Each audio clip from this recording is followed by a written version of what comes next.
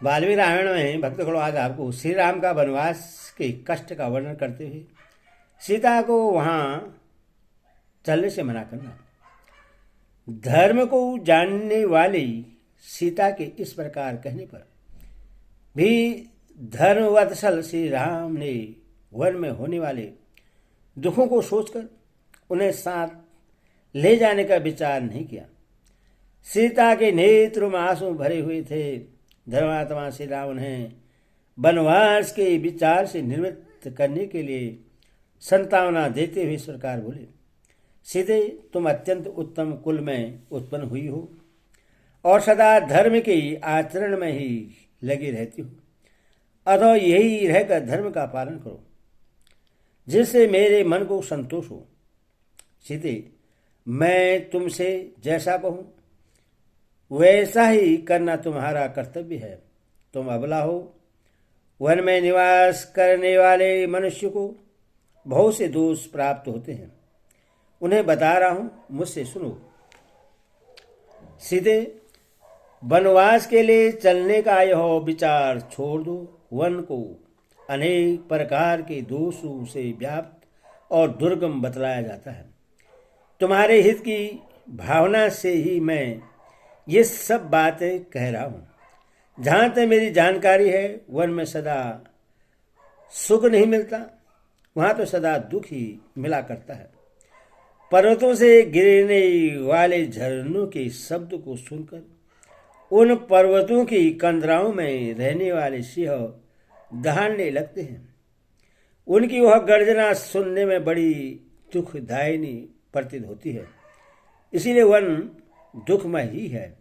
सीते सुने वन में निर्भय होकर कीड़ा करने वाले मत वाले जंगली पशु मनुष्य को देखते उस पर चारों ओर से टूट पड़ते हैं, अतः वन दुख से भरा हुआ है।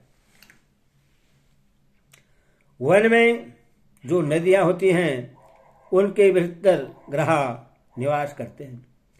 उनमें कीचड़ अधिक होने के कारण उन्हें पार करना अत्यंत कठिन होता है।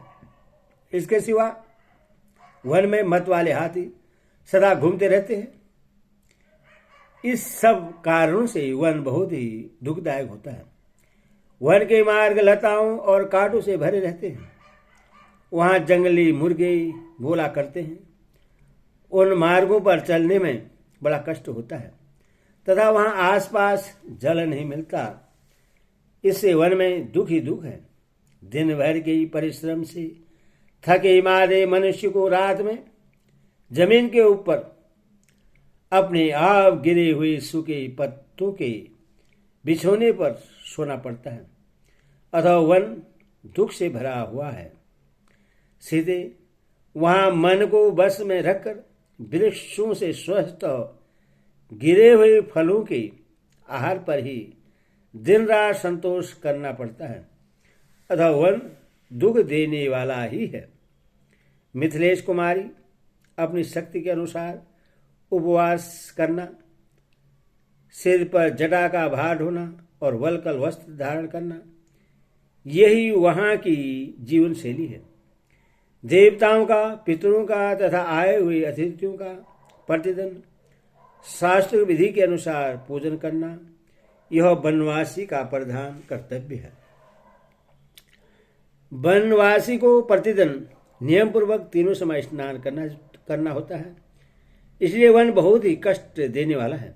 सीते वहां स्वयं चुनकर लाए हुए फलों द्वारा वेदोक्त विधि से वेदी पर देवताओं की पूजा करनी पड़ती है। इसलिए वन को कष्टप्रद कहा गया है। मिथिलेश कुमारी जानकी वनवासियों को जब जैसा आहार मिल जाए उसी पर संतोष करना पड़ता है, अतः वन दुख रूप ही है।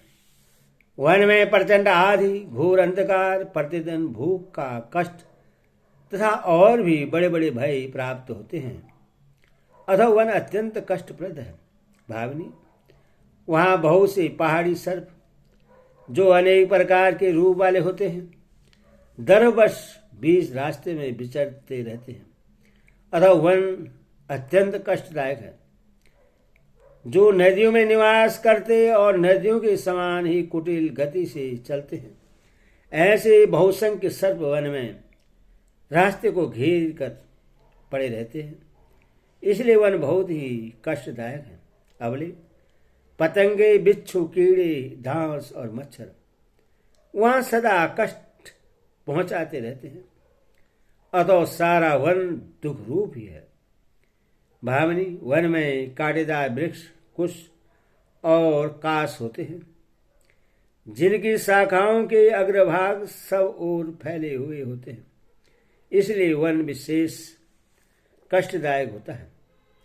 वन में निवास करने वाले मनुष्य को बहुत से शारीरिक कलेशों और नाना प्रकार के भयों का सामना करना पड़ता है।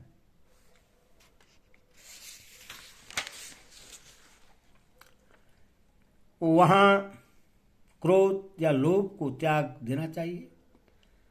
वहां क्रोध और लोभ को त्याग देना होता है, तपस्या में मन लगाना पड़ता है। और जहां भय का स्थान है, वहां भी भयभीत न होने की आवश्यकता होती है। अतः वन में सदा दुख ही दुख है। इसीलिए तुम्हारा वन में जाना ठीक नहीं है। वहां जाकर तुम सकुशल नहीं रह सकती। मैं बहुत सोच विचार कर देखता समझता हूं कि वन में रहना अनेक दोषों का उपादक बहुत ही कष्टदायक है। जब महात्मा श्री राम ने उस समय सीता को वन में ले जाने का विचार नहीं किया, तब सीता ने भी उनकी उस बात को नहीं माना। वह अत्यंत दुखी होकर श्री राम से इस प्रकार बोली। इस प्रकार बाल अष्टाधारी आदि काव्य अयोध्याकांड का 28 सर्ग पूरा। बोले सिया रामचंद्र की जय। बोलो हनुमान की।